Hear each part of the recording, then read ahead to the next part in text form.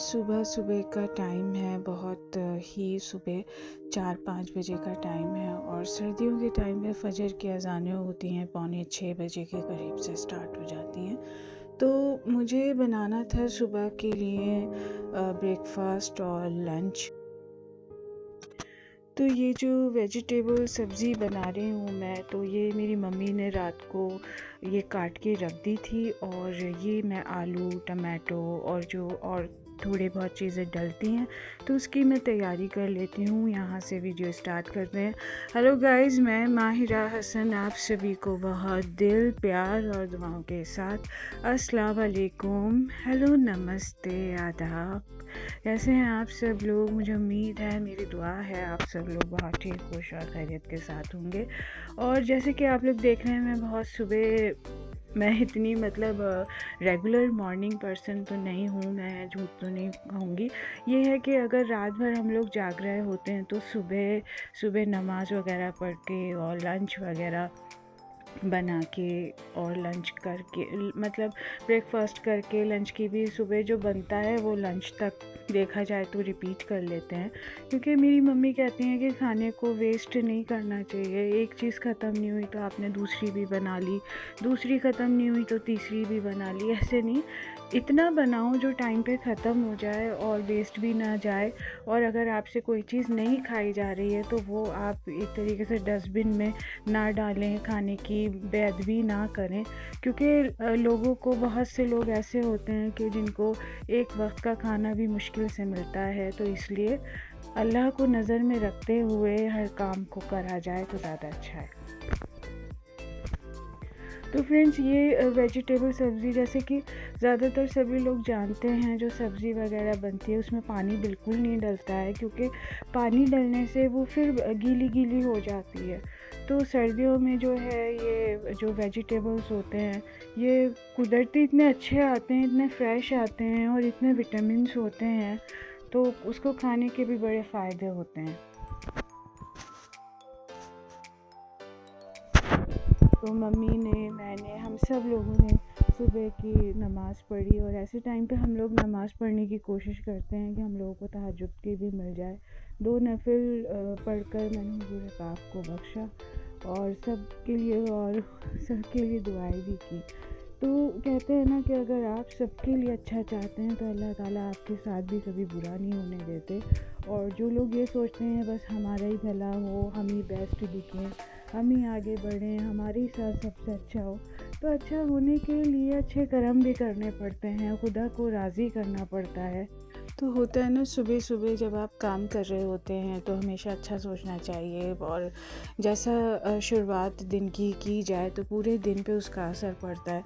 मैं काम भी करती जा रही थी और पता नहीं मुझे एक छोटे छोटे ज़िक्र इतने याद आ रहे थे अपने चाइल्डहुड के, जब हम लोग बहुत छोटे से थे।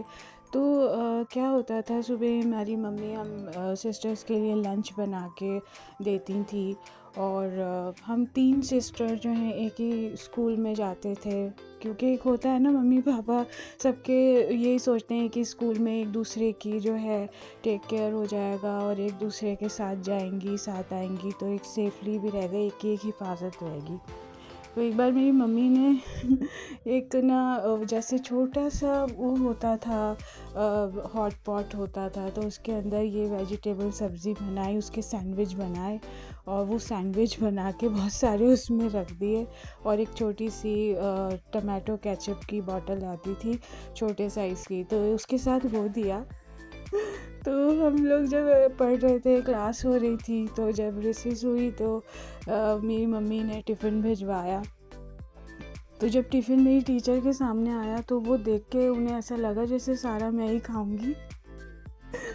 तो उन्होंने कहा कि ये किसका टिफ़िन आया है? तो मैंने कहा, वो मैम ये मेरा है। उन्हें पता नहीं था कि हम 3 सिस्टर्स जो हैं एक साथ ही एक ही स्कूल में पढ़ते हैं, सब में वो जो है डिवाइड होगा लंच।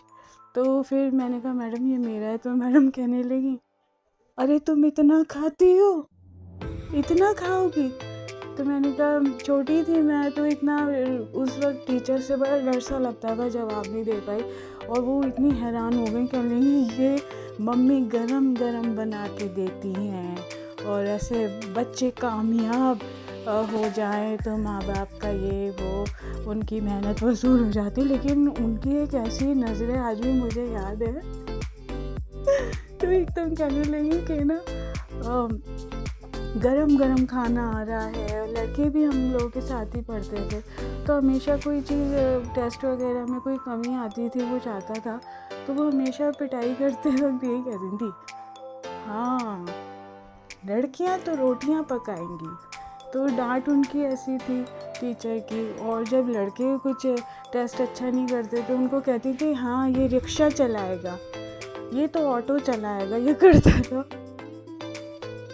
पर पता नहीं फ्रेंड्स क्या है, वाकई में एक उस्ताद हो, टीचर हो, तो उनको भी बहुत सोच समझ के बोलना चाहिए कि पता नहीं उनकी ज़बान में अल्लाह पाक क्या निकल आ रहा है। सब कुछ पढ़ाई लिखाई सब कुछ करके जब मैं रोटी कुछ खाना वाना कुछ बनाती हूँ तो मुझे ऐसा लगता है कि उनकी ये बद्दुआ थी या दुआ थी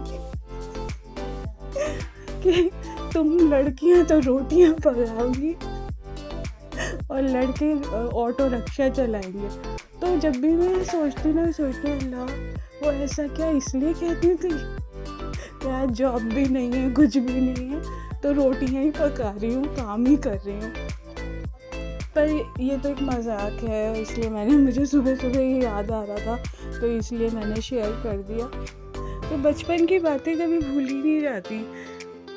अल्लाह पाक जो भी लोग पढ़ाई कर रहे हैं तो अल्लाह पाक, मैं तो गवर्नमेंट को भी ये कहूँगी कि भाई घरेलू हों या जो जिस मकसद के लिए सब पढ़ रहे हैं, सब कोई भी जॉबलेस ना रहे, सब रोज़गार से रहें, किसी का भी मेहनत ख़राब ना जाए। जो जिस मकसद के लिए